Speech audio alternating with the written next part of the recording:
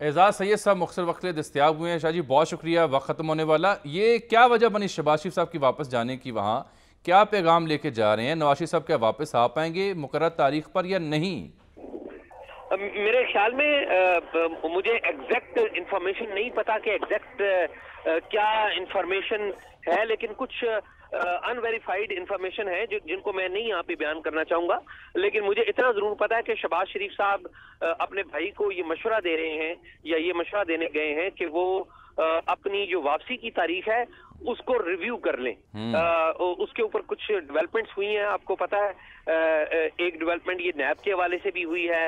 नैब में जो चीजें डेवलप हुई हैं वो भी आपके सामने है, और नैब में कुछ नई तैनातियां भी हो रही हैं, ये भी चीजें आपके सामने। तो मेरे ख्याल में मेरी जो इतलात है, मालूमात हैं कि शहबाज साहब चाहते हैं कि नवाज शरीफ साहब अपनी जो वापसी है उसको रिव्यू कर लें, यानी ताख़ीर कर लें। आपके ख्याल में ये कहा जा रहा है कि आप इंतखाबात के बाद वापस आए? मेरा ये ख्याल है कि वो ये चाह रहे हैं कि जिस वक्त तक लीगली चीजें क्लियर नहीं हो जाती ये नवाज शरीफ साहब के हवाले से, और जो नई सिचुएशन डेवलप हो गई है नैब के जो केसेस की, जिस वक्त तक रिव्यू पिटीशन शायद दाखिल नहीं हो जाती उस वक्त तक जी ये तो बड़ी it makes loads of sense. ये जो नुक्ता आप उठा रहे हैं हमने भी इसका जिक्र किया। दूसरा नुक्ता ये भी तो कहीं होगा ना कि जो नेम कॉलिंग उन्होंने शुरू की बयानिए की बुनियाद रखने के लिए, एहतसाब चाहे वो साबिक सिपह सलार का नाम हो या जजेस का नाम लेना हो, उस पर भी शायद तहफ़्फ़ुज़ात उठे हों।